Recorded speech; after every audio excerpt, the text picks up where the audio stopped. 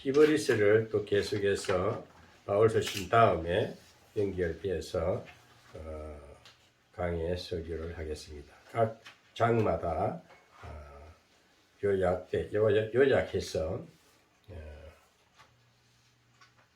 각 장마다 요약해서 이렇게 복음을 예수 그리스도를 증거하겠습니다. 이 히브리서는 저자가 누구냐 하면은 작자 미상으로 나와 있어요. 정경을 만든 이후에 그런데 지금 이 내용상 문체상 이를 볼 때 많은 신학자들이 이건 바울이 썼다라고 이렇게 얘기를 많이 하고 있어요. 특히 종교 개혁을 한 루터나 칼빈은 바울이 저자라고 말씀을 했어요. 그래서 이 히브리서도 이 히브리서를 왜 썼느냐 이 목적이 있어요. 이 목적이 보면은 이 히브리라는 이 말은 히브리인은 아브라함의 후예들입니다. 아브라함의 자손들이에요. 그런데 이제 히브리라는 이 헬라어의 뜻은 건너오다라는 뜻입니다. 건너오다라는 뜻인데 유대인의 조상 아브라함이 메소포타미아에서 유브라데 강을 건넜다 해서 팔레스틴을 오는데 건너왔다 해서 히브리인이라는 것입니다. 건너오다. 그래서 히브리인이라는 명칭은 그렇게 건너왔다. 메소포타미아에서 유브라데 강을 건너서 팔레스틴을 건너왔다 해서 히브리인이다. 이렇게 우리가 성경적으로 성경 상식적으로 알고 계시면 되겠습니다. 그래서 이 히브리서를 기록한 목적은 고난받는 개종자들, 유대교를 섬기다가 예수교를 믿게 됩니다. 근데 우리가 보면은 보통 보면 구약을 섬기는 이스라엘 백성들은 구약 모세오경을 믿고 그게 따르고 그대로 행하려고 애를 맞섰지요. 그게 유대 율법주의자들입니다. 바리새인 사두개인들입니다. 그런 신앙생활을 하다가 바울이 복음을 전했습니다. 바울이 복음을 전하니까 우리가 율법에 의해 사는 인생이 아니고 은혜로 살아야 되겠구나. 그걸 깨닫고 막 바울의 증거하는 그 성령의 역사. 이 예수교는 성령의 역사가 있어요. 성령을 받아야만이 깨달아지게 돼 있어요. 아멘. 성령을 받지 않으면 자꾸 지식, 의식, 행위, 남들이 하는 모방 이런데 그런 신앙생활은 생명력이 없는 거고 그냥 흉내가 되고 남이 하는 거 따라하는 것밖에 안 되지만은 이 구원을 받은 바울이 증거하는 것은 바울은 체험했기 때문에 자기도 율법주의고 늘 의식적으로 살다가 형식주의고 위선적으로 살다가 뭔가 새로운 내 성령이 내 마음에 딱 들어와서 나를 변화시키는 걸 느꼈어요. 그 갈등을 많이 하는 것이 바울의 신앙입니다. 그래서 자기가 이 뜨거운 새로운 변화의 역사를 이것이 구원이고 은혜구나. 이것을 믿으라는 것이 이 믿음의 대상이 누구냐? 하나님인데 그 하나님이 누구냐? 산정인으로 오신 예수 그리스도라는 거예요. 아멘. 그 예수를 이 예수가 분명히 우리는 그 예수를 믿는 자를 핍박했는데 그 핍박자를 우리가 막 잡으러 가고 구속하고 매도 때리고 했는데 내가 그러고 보니까 진짜 예수를 내가 핍박했구나. 그걸 깨닫고 변화를 받아가지고 막 복음을 전합니다. 그 복음을 전하는데 거기에서 전도받은 유대인들이 막 변화를 받아가지고 막 개종을 해요. 맞아.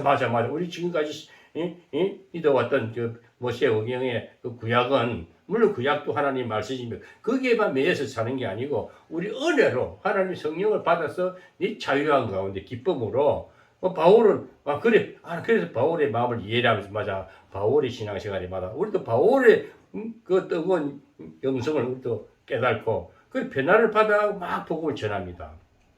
그런데 그렇게 신앙생활 잘 하다가도 보면은 갑자기 옛날로 돌아가고 싶은 생각이 드는 거예요. 막 흔들리는 거지. 아, 이거 진짜 맞나? 애매하게 헷갈릴 때가 있지. 우리 역시도 그렇잖아요. 막 예수 믿고 나 뜨거웠는데 자꾸 옛날 율법으로 돌아가고 싶어. 아, 누가 무슨, 야, 니 그따 해가 예수 믿는 사람 똑바로 살아야지. 행위가 똑바로 해야지. 예수 믿는 사람 욕도 하고 그러면 되느냐? 막 이렇게 하고 또 그런 얘기 듣다 맞거든. 그럼 다시, 아이고, 내가 좀 잘못 믿는 거 아이가? 신비주의에 이끌린 거 아이가? 막 이렇게 헷갈릴 때가 있어. 신앙이 흔들릴 때가 있습니다. 저도 그랬고 누구나 막 예술 성령을 체험받고 나서 아 그리스도가 내 마음에 성령을 오셔가지고 와 기쁘다 와 좋다 아 이것이 은혜구나 야 이제 구원 받았구나 하다가도 이 열정이 식어지면 엠모습으로 돌아가려고 하는 그 잘못된 우리 어리석임이 나타납니다. 그것이만 마귀로부터 유혹하는 것인데 그럴 때 이 바울은 이 이스라엘 백성 이 유대교에서 예수교를 개종한 신자들에게 다시 확신시키기 위해서 야 흔들리지 마라. 끝까지 믿음을 지켜. 그것을 강조하기 위해서 쓴 책이 히브리서예요. 히브리 백성이잖아요. 히브리 백성들이 신앙이 막 흔들리니까 또 바로 재정비해주고 재정립해주고 바로 세워주기 위해서 쓴 내용이 이 책이 히브리서입니다. 이런 우리 근본적인 그 취지를 알고 또 히브리서를 연구해 공부하다 보면 신앙이 다져지고 맞아 우리도 그런 과정이 있었지. 유대교 믿다가 예수교로 변화된 사람들, 개종한 자들이 주를 보면 우리나라도 보면 우리 우상 숭배하던 사람들이 옛날 습관을 자꾸 쫓아가려고 그러잖아요. 그리고 우리나라는 계속 예수 믿는 사람들이 왜 신앙 상태가 목사든 전도사든 뭐 신앙 예수 믿는 이 기독교 신자들이 막 신앙이 정립되지 못해가 말씀의 뿌리 깊이 인격으로 세워지지 영성화되지 못했기 때문에 막 혼란한 설교도 듣고 혼란한 그 혼미한 영을 이끌려들이 막 신앙의 상태가 보면은 목사답지 못하고 정말 그 신자로서의 모습이 취해 보이고 왜 흔들려서 그래요. 말씀으로 똑바로 세워지지 않았기 때문에 그것이 연단을 거치고 또 거치고 또 바울이 계속 연단 받으면서도 경험한 것을 쓴 것이거든요. 그러면 자기도 흔들릴 때 있었지만 또 막 매를 맞으면서 복음을 전하는 거죠. 뜨거운 열정 때문에 그런 거예요. 우리 불을 받으면은 그래 변화를 받고 자꾸 성장돼가지고 영성화돼야 되는 거예요. 제가 늘 영성신학, 영성하는 것은 거룩한 모습으로 예수님이 100% 담지를 못해도 그 흡사할 정도로 다 그리스도의 거룩함을 나타낼 수 있을 정도에 되는 상태를 영성이라 합니다. 이 말씀 신앙이라 말씀의 뿌리가 딱 갖춰진 상태입니다. 그래서 오늘날 이런 이제는 열매 쪽으로 인격이 다 갖춰진 그리스도의 모습을 보여줘야 할 때가 됐는데 아직도 이 히브리 백성들이 막 흔들리는 것처럼 오늘날 또 신앙인들이 또 직분자들이 예수를 믿는 교회의 직분자들이 목사, 장로, 권사 누구 직분을 받지만은 하는 행동이나 하는 행실이나 하는 모든 걸 볼 때에 흔들리고 막 주관이 뚜렷하지 않고 영성이 뚜렷하지 않고 너무 흐트러진 모습을 보면은 오늘 히브리 백성들이 흔들리고 있는 상태나 다를 바가 없다. 우리가 이렇게 성경이 현실적으로 풀어져야 됩니다. 현실적으로 맞아 우리 모습도 성경에서 히브리 백성들도 그랬었구나. 유대교에서 아브라함부터 쭉 내려오는 신앙을 생활하다가 모세가 막 그 가르치잖아요. 그게 전부 줄 알았는데 복음이란 그 당시에 신약 성경이 없었기 때문에 예수가 와서 부활하시고 성전하신 그 사실을 전하는 바울의 그것을 믿어라 이걸 믿어라 이게 우리가 지금까지 믿어왔던 율법주의 신앙은 버리고 뱃설머리다. 이제 예수 그리스도가 진짜 부활 생명이다. 그분이 생명을 우리가 그 생명체를 쫓아서 그분을 의지하고 그분의 영이 우리 성령이 우리 마음에 오시고 생활에 오셔서 도와주고 있는 그분을 쫓아가자. 그 성령을 쫓아 사는 것이 믿음을 지키는 것이고 예수교 이제 이 종교라는 의식을 만들었다면 예수교를 믿어야 그 대한예수교 장로회가 정통파입니다. 아멘.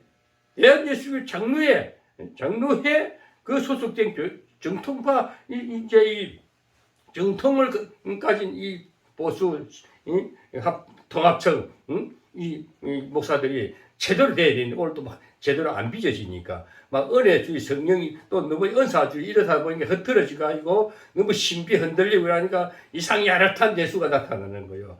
입으로는 예수를 하는데 예수의 모양이 안 보이는 거야. 막 추한 행동을 하고 다니고 목사가 내가 돈이나 받기 감사금이나 받고 이사가 예언기도 해주고 신비적인 능력 보여줘가지고 뭐 헌금이나 좀 요구하고 이거 아주 추잡한 짓이지. 그래서 안 된다 이거지. 그런 것이 오늘 히브리 백성들이 모습이라는 겁니다. 그러면서 그 확신을 시키기 위해서 그럼 예수가 과연 어떻게 그럼 무엇을 증명할 것이냐 성경에서 오늘 말씀하는 거예요. 예수 그리스도는 옛날의 구약 제사장보다 더 높으신 진짜 온전한 제사장이다. 확실한 제사장이다. 그것이 오늘 10절에서 14절의 말씀인데 그래서 그 당시에는 이제 그 바울이 지금 히브리서를 쓰는 이 당시에는 서기 64년, 65년경입니다. 1세기의 한 중반 조금 넘었었는데 바울이 68세인가 70세 정도 돼가지고 순교를 당했었어요. 그러니까 이 바울이 히브리서 쓸 정도 되면은 막 전도하고 이제 전도 열매를 거두는 단계입니다.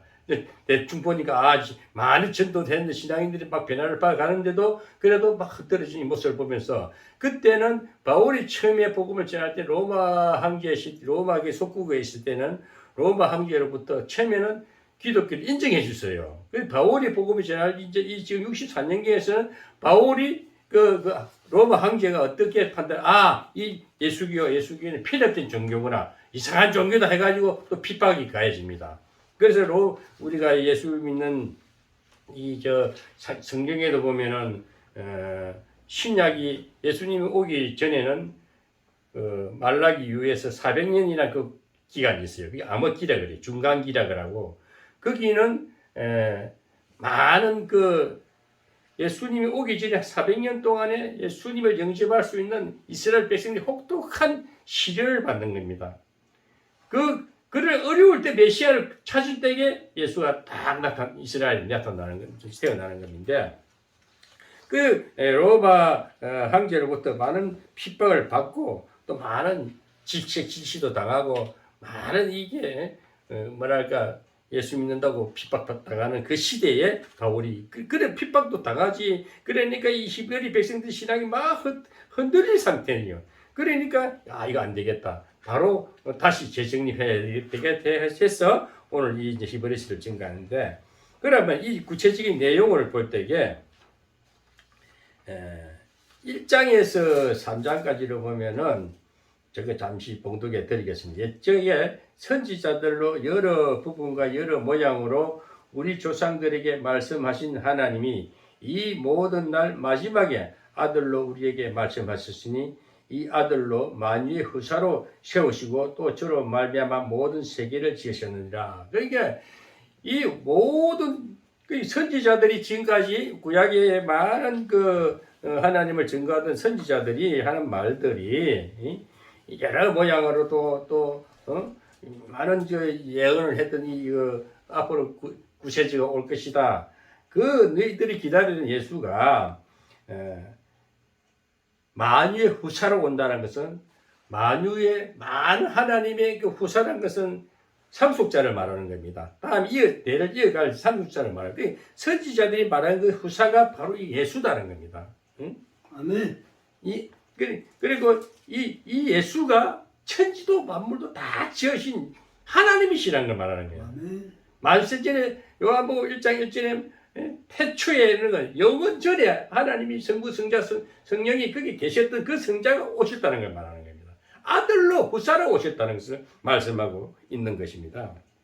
그래서 이 옛날의 선지자 제사장보다 월등하신 분이지 똑같은 옛날의 제사장들하고 같은 그런 제사장이 아니다는 겁니다.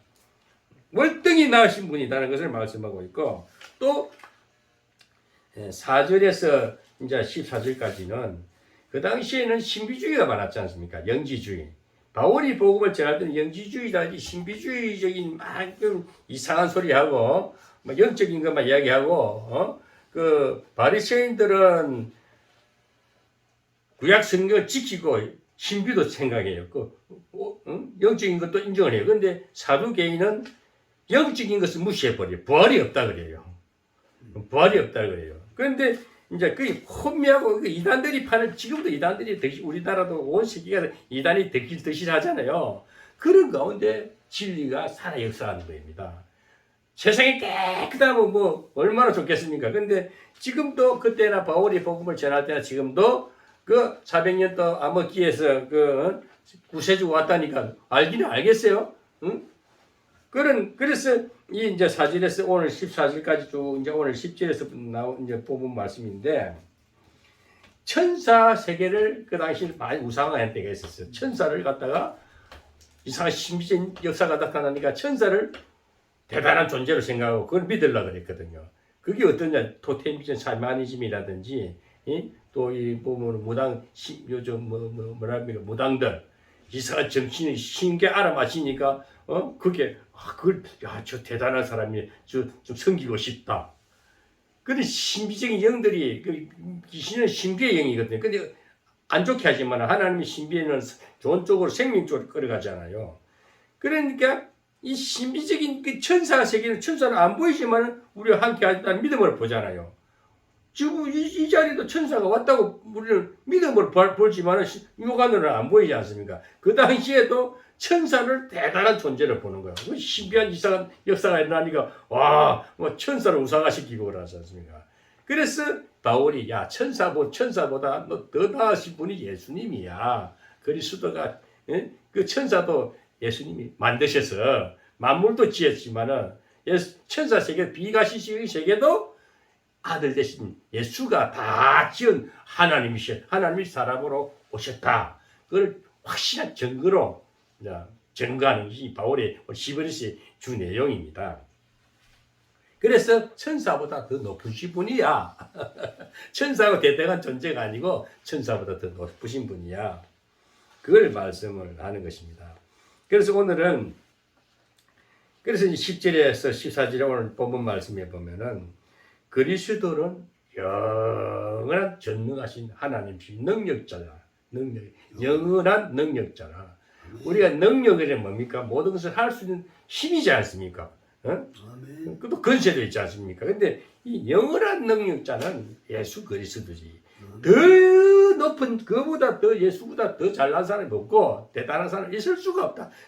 그래서 온 우주 만상도 다 지으시고 다스리시는 분이 예수님이고 오늘 우리 세계를 우리 인생사를 다 책임지시는 분도 예수님이고 천사도 아니고 무당도 아니고 신비주의 어떤 마귀도 다 예수님의 명령 한마디면 다 굴복하게 되어 있다는 이 사실을 확실히 전하는 겁니다. 그래서 그리스도는 하나님과 일체다. 10절에서 12절에 보면 주여 이 주는 태초에 이 주여 하나님 앞에 주께서 예수님께서 땅의 기초를 세우셨다. 하나님과 같이 땅의 기초를 이 땅도 지으시고 하늘도 주의 손으로 지었다. 이제 정확하게 성경적으로 풀어주는 거예요. 그것들은 다 멸망한 것이나 근데 하나님이 주님이 지으신 이 만물들은 다 없어질 수도 있다는 것입니다. 다 사라지고 없어질 수 있으나 오직 주는 예수님은 영존하다 이거지. 아멘. 예수님은 영원히 살아있고 불변하다 이거죠. 그것들은 그리고 또 그것들이란 것은 이 만물 피조 세계를 말합니다. 보이는 세계는 다 옷과 같이 낡아지고 없어질 수도 있다 이겁니다. 없어질 수 있습니다. 의복처럼 갈아입을 것이요 그것들이 옷과 같이 변할 것이나 우리 육신의 세계는 변할 수밖에 없어요. 보이는 세계는 피조 세계는 변할 수밖에 없고 낡아질 수밖에 없고 영존할 수가 없다는 것입니다. 그러나 하나님은 주님은 여전하셔서 주는 여전하여 연대가 다함이 없다. 연대라는 것은 영원한 것을 말합니다. 어떤 한정된 시간이 없이 영원히 영존한다는 것을 오늘 이 바울이 말씀하시는 것입니다. 또 13절에 보면은 어느 때에 천사 중 누구에게 내가 내 원수로 내 발등상 되게 하기까지 너는 내 우편에 앉아라 하셨느냐. 어느 시점에 천사가 어느 사람을 말씀하면서 내가 내 원수로 내 발등상 대회까지 하는까지. 그러니까 이 발등상이란 것은 마귀를 그러니까 마귀도 천사잖아요. 응? 마귀를 발등상이라는 무슨 발등상을 밟았다는 것입니다. 마귀를 싸워서 이겼다는 것을 말합니다. 그래서 우리가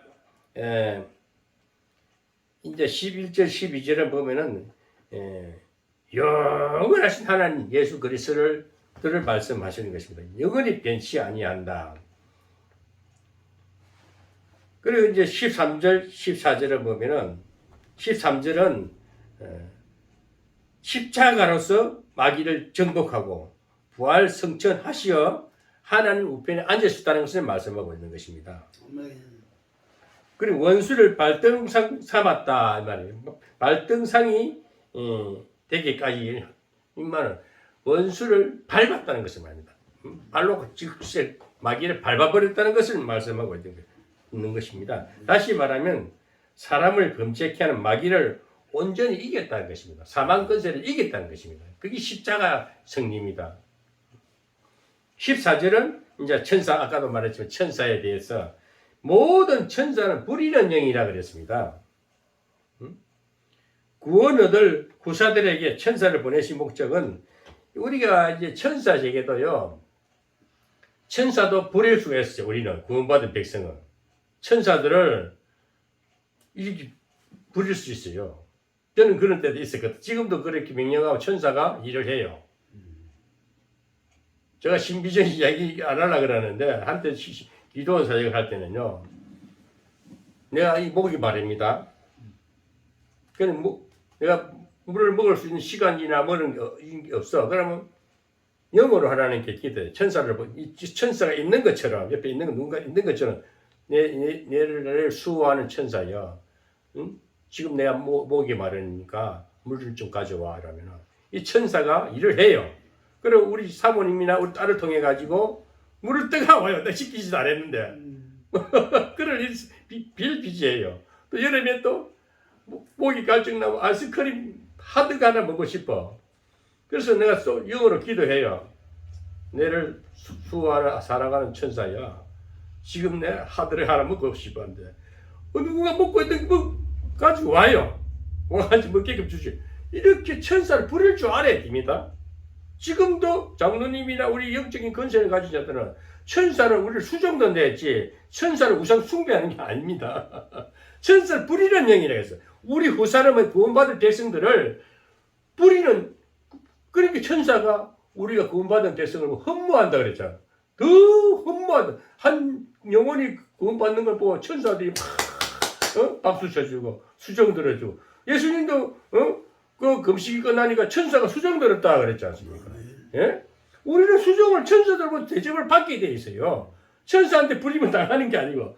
그러니까 그 천사를 부리시는 예수님이, 성령님이 오늘 우리의 형님이 될 수 있고, 우리 주가 될 수가 있고, 우리 아버지가 될 수 있고, 우리 모든 것을 주관해 주신 예수 그리스도, 그분을 믿으라는 거야. 그분을 꼭 붙잡고 쫓아가라는 겁니다. 성령 하나님, 주님은 부활하셔서 보좌 우편에 앉아 계시지만 그 주님의 영이 살아 역사하시는 영이 오늘 이 시간 우리 예배도 주관해 주시고 우리 삶을 인도해 주시고 우리 생과 사와 하와 복을 다 책임져 주시는 하나님의 그 성령을 믿으라는 것입니다. 아멘. 이것이 그래서 너희가 지금까지 흔들리는 신앙이 흔들리지 말고 우리 육안으로는 안 보이지만 영안으로 봐라 이거야. 보인다 이거야. 확신을 갖고 그 예수를 끝까지 붙들고 일생을 다하라는 것입니다. 아멘. 오늘 그것을 히브리 백성들에게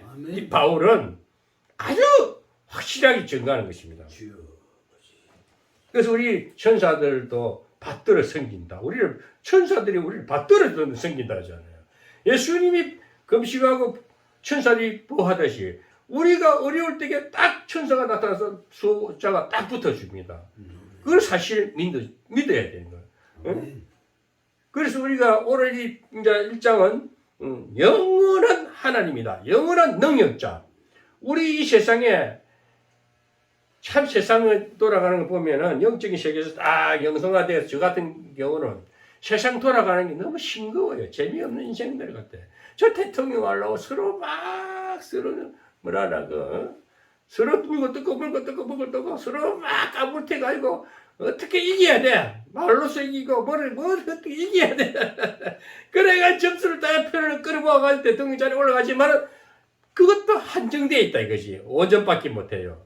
인생은 꽃이 한번 피면은 시들기 됐듯이 우리 인생도 한때지 메뚜기도 한때라고 영원히 그 영예의 자리에 있을 수가 없습니다.